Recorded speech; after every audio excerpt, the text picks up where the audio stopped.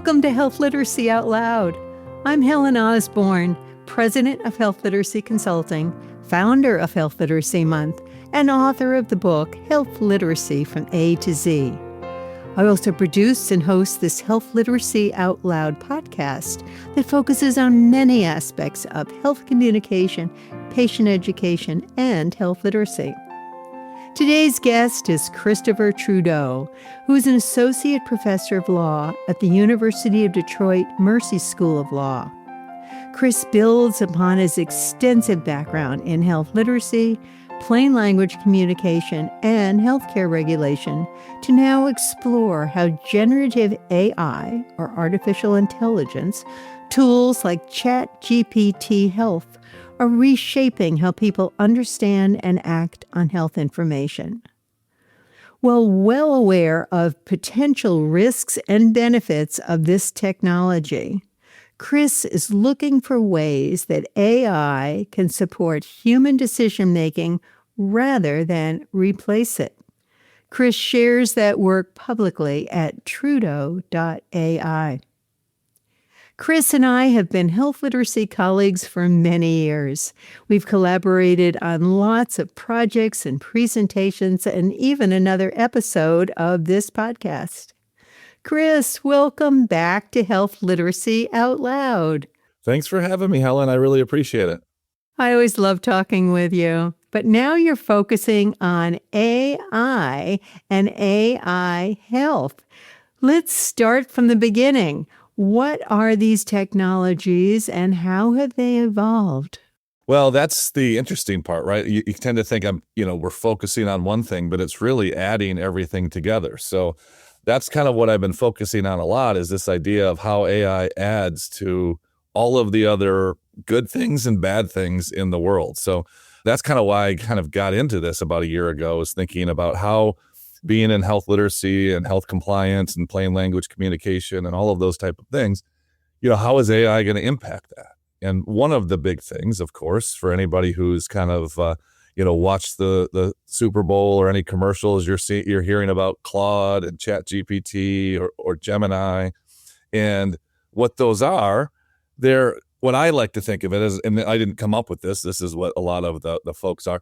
They're kind of like very sophisticated language predictors. Okay. Right. So when people turn to them, we often kind of anthropomorphize these things, thinking they're actual people that we're going to talk to, but really they're just very sophisticated technology that kind of predicts what's next based on what was said. And so that concerns me a little bit. Well, it concerns me a lot, actually. I'm glad it concerns you just a little bit. Predicts what's next. Let's break that down a little bit. You're well versed in this. I'm coming along, I'm learning about it, but not as savvy and confident about what all these terms mean as you do. You talk about they're sophisticated. It's a word you've used a couple of times. That means they're getting better and better? Well, that means it's more than just a basic text predictor, like we've seen in the past where you start typing a sentence and then it predicts the next couple of words. That's what GPT stands for, is generative pre-trained transformers. So basically take your question and try and generate text that is in response to whatever it is you're saying. And the pre-trained part is what you hear about a lot in the news, that all of the data that's basically around is fed to these large language models, which often you'll read is called LLMs. And so they're trained on so much data, more data than a human can possibly understand. And they're based on my data too, because I know when I'm writing an email or something, and I don't choose to click on this AI stuff, but all of a sudden it's completing my sentences choosing the word I might normally use. And that's a little eerie to me. Like if I'm sending you an email about this podcast, I'm writing along to tell you whatever it is, and I might talk about my audio, and it fits in the word editor. Like, where did that come from? That must come from me somewhere. Well, that comes from, again, some of these models. Now, some of that predated what we're currently thinking about in terms of generative AI.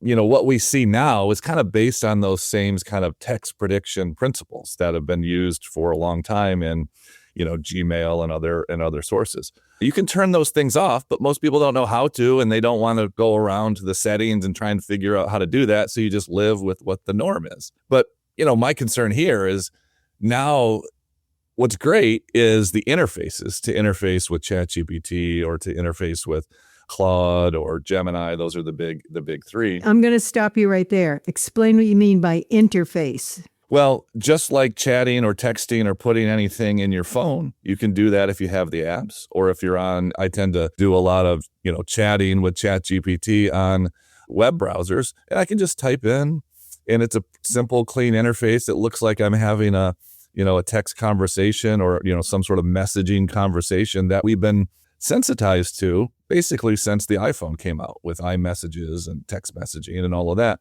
And so it's very relatable. It's very easy. Anybody can just go in, my kids aren't that young anymore, but 2 or 3 year old who know words, I suppose, and could talk to ChatGPT and they can respond, even if they can't necessarily type. There's a couple things I'm finding scary about this. You said that this technology is moving along fast. It is. Maybe a 3-year-old can get it, but I feel like a dinosaur in this one because it's all new to me and everything is like, what?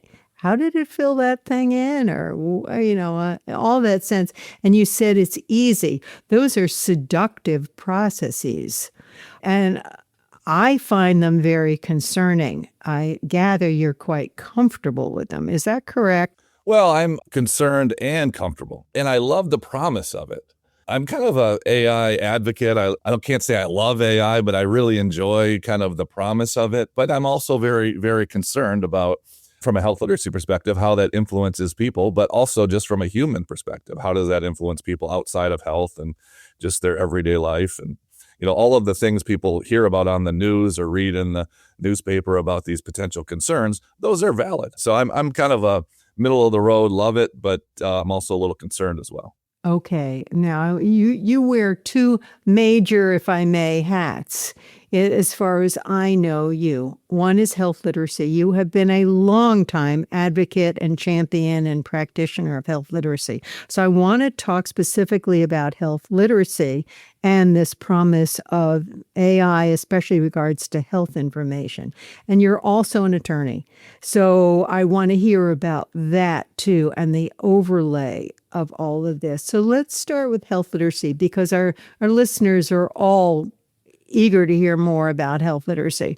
What are your thoughts about AI and AI health when it comes to health literacy? Well, your listeners know, you likely have heard of the term health literacy or else you wouldn't be listening to this. And so we've had problems for decades and decades, maybe centuries, about the disconnect between kind of the health system and providers and how patients and other, research participants and other people involved with the health system, how they process and interpret that communication to make decisions for themselves, which has led to all types of, health literacy research, but also regulations and those things over the years. So that's still the underlying layer.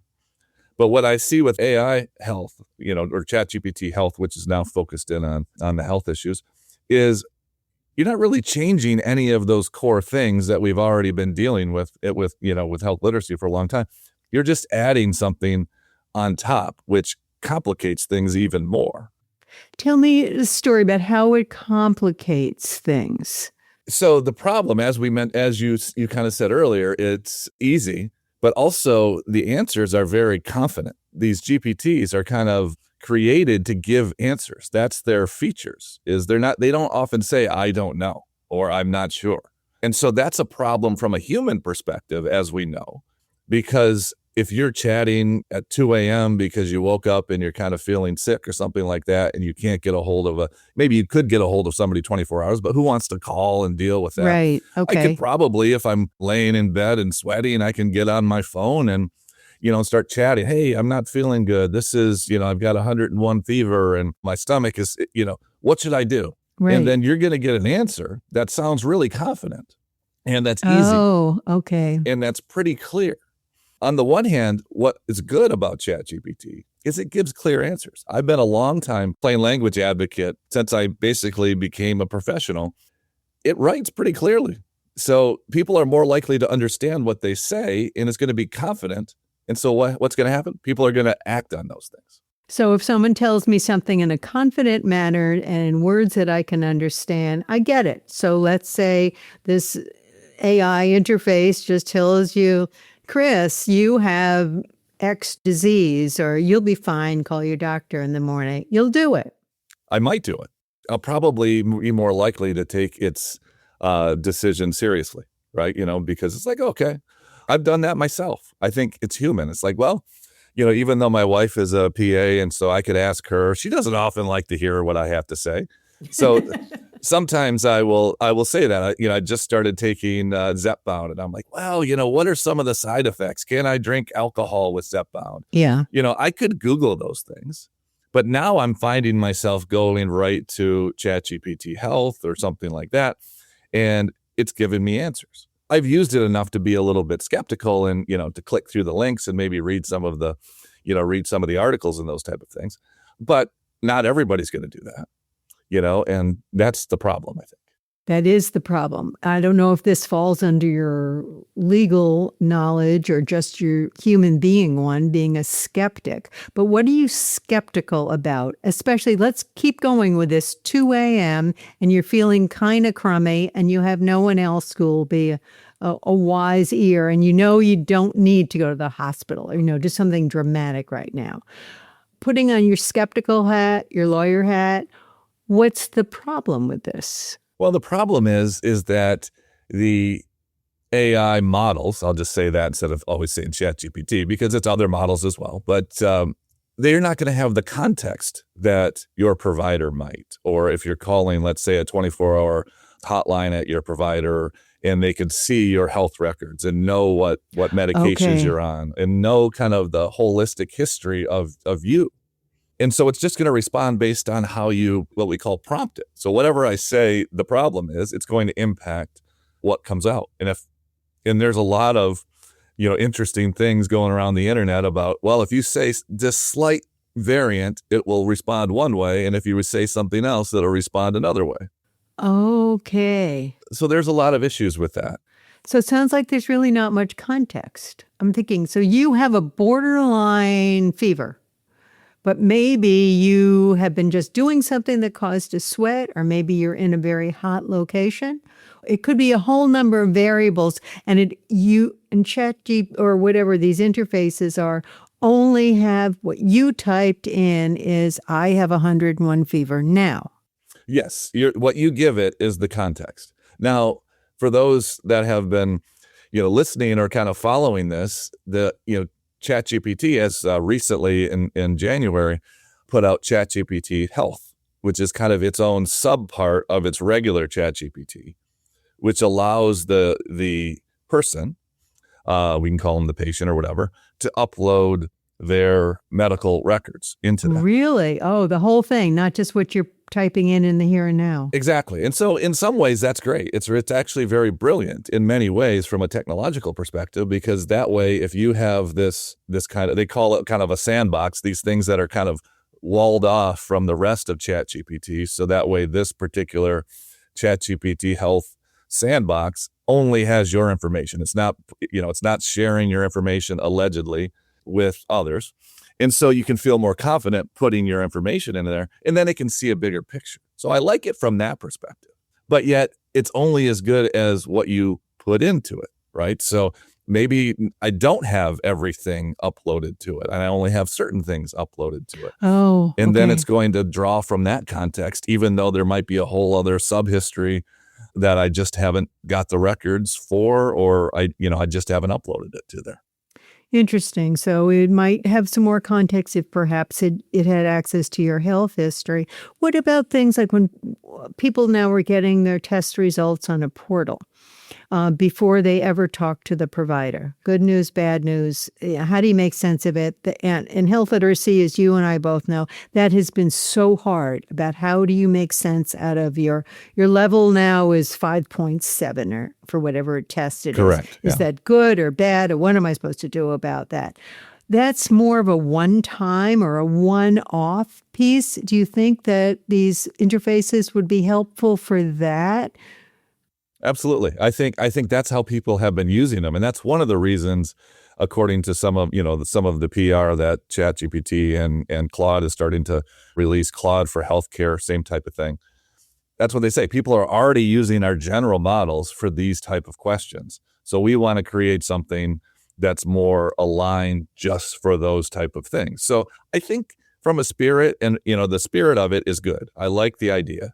But again, Okay. from our perspective, the health literacy kind of practitioner perspective, there are a lot of concerns that we need to obviously, help educate patients about. And I think providers will have to deal with that extensively now. I mean, patients, they've always been kind of looking at, the internet or WebMD or all of these other things. And that's been an issue for providers. Like, well, you kind of have to, kind of talk them off of whatever they're coming in with sometimes. That's going to be even, kind of amplified because of this. Because Oh, I just personally, even though I'm a health literacy provider and I'm somewhat of a skeptic, I'm going to chat with ChatGPT Health before I go in to see my provider. Hey, this is an issue. What do you think? Or I just got my blood test and I'm going to go see my provider for my physical. What do these things mean? Or this one's a slightly high. Is that concerning or something like that? interesting. So that the actual encounter with a provider, you're adding to the topics you're going to be talking about, because now you're coming in with all this information about, I learned this now from AI. And what do you think of that? Chris, I'm also thinking of folks we care about so much when it comes to health literacy, people who might be disproportionately affected by it. So I know it's both an organizational issue and an individual issue, but there are individuals who may not be able to spell correctly, who may not know what data to put in, or come from other languages or lands or facility with technology or emotional states. How might that affect the prompts that somebody puts in? Well, that's a very complicated and loaded question, because part of me loves it because I don't need to type. I often type because I'm a typer, that's fine. But you can talk to it, so even if I can't spell words or if I don't know what words are, I can prompt it by just picking up my phone and hitting the little microphone and just talking into it. And with the translation capabilities, Okay. it's going to be able to kind of understand different languages. So in some ways, I love that, because we have those issues of access and kind of translation and other things. Like if I call a 24-hour hotline, maybe they don't have, access to somebody who speaks my language or something like that. So in some ways, I love that. But obviously, in other ways, this is not connected to necessarily somebody who has professional judgment and decision making. We're just kind of relying on kind of the training of the large language model and its interpretation of our health information to give us answers. And if somebody speaks your language literally because it is Right. trained to, you're going to listen to it. And so that's going to, I think, create more trust. And sometimes that trust will be misguided, right? So that's a good and a bad thing. I think if this gets better as we go and it starts to be able to provide more consistent diagnoses or information that kind of would be what a provider does, this could be a great breakthrough. But right now, it's scary. That's the thing. Wow, you've made that quite clear to me, and you are speaking confidently, but I know you, Chris, and I trust you. So if you see the capacity for this, that makes me a little more excited and a little less skeptical. I'm still skeptical, even myself. Even though I'm excited, I'm still skeptical. I think that's a good Okay. thing, a good way to be. Can you just talk to our listeners, please? The listeners might be in clinical settings, might be clinicians of any variety, might be in public health, might be people at community agencies, or just people curious about this, using it in their everyday lives. What would you recommend that we can do at this? It's really an early stage of this new type of technology. What would you want to share with all of us? Well, I think depending on how you think about this, your role in things, I would as a person play around with it yourself, so what it does and what it doesn't. You already have been trained, depending on your role in the community, you've been trained about certain things, and you can think about kind of put yourself in the position of those that you serve, whether it be, if you're a nurse and you're serving in the ICU, probably the people you are serving are more the parents and the loved ones who are kind of concerned and those type of things. So you can often put yourself into that position of like, if I am one of those parents who are kind of nervous because my baby's been in the ICU for 2 weeks and you said they'd be out after 10 days, how might I use these tools? What might I be asking? And then you can see for yourself the benefits and the drawbacks. And then that can help you as a person or as a provider to know what the limitations are, but also know where people might be coming to you with. And then same thing, if you're in the community health, you can start thinking about that. Okay, well, what might be, one of the issues that my community might have? And so there's an overarching issue you haven't asked about, and I just want to mention it very briefly. Okay. Especially when we're talking about marginalized populations. So folks may have heard about bias in AI, and the problem with bias in AI is that it's trained on, let's just assume it's trained on everything in the world. It's not really trained on everything in the world, but it's more than we can comprehend of what it's trained on. Well, much of what it's trained on is trained on our past, history, which is, biased and messy and all of those things. And so that's what a lot of researchers have started to look at is that, the models, if they're trained in a way that could produce, biased results or results that tend to conform with the norm, because that's kind of what it's trained to do, how would that be misinterpreted or misstated if somebody is not within the norm? If somebody's in one of these kind of, populations that haven't been studied much, or there's just not a lot of information on, will ChatGPT Health or these other models be able to give the same type of diagnoses to folks that are in these, kind of less studied or less, more marginalized populations? That's something I think will get better over time, but we're not that great yet at that. I don't think the models are great with that yet. Chris, you've given me so many things to think about, and I expect that all the listeners are eager to learn more. We're all on this kind of path and adventure together. I don't think there's any going back and just not using this in our lives. It's here, whether we embrace it or not. Can you just talk about how people can be learning more as you're really focusing on this? I know that you have a blog or something, some way that you're staying up with the issues. How can people keep hearing from you? Well, yeah. So thank you for kind of that shout out to, I started Trudeau.ai at the beginning of 2026, just as more of, it's kind of my own sandbox for thinking about these things. So I'm a law professor. And so I've been using, AI in many positive ways to help my students learn and to kind of meet them in places where I can be 24/7 via AI instead of in my office hours, at 2 a.m. So I think there's a lot of great ways. So from a health education perspective, if you're a health educator, I think that's another thing. I didn't mention this earlier, but you can start thinking about how can you leverage what AI does in order to help, train people about whatever you're trying to train them about. Oh, interesting. I like how you're reframing that. You're using it as a tool for what you do and you believe in, and you're not just a recipient of it, but you're a creator of some of this. Exactly. And I think that's the part where as people get more comfortable with this, we're talking about ChatGPT Health and kind of that aspect. But as people get more comfortable with what AI can do overall, you can start kind of flipping the switch and saying, okay, well, here are the risks if for users, but how can we use it to kind of benefit people as well? And so that's why I'm not really just one way or the other in terms of loving it or hating it. I actually love the promise, but we just need to kind of keep our senses about us. And, when we decide how to react and use the information it's giving us. Thank you. Thank you for framing this so clearly. And yes, we all need to keep our senses about it and our biases, whether we go into this hating technology or we go into it loving technology. You talk about the promise of it all.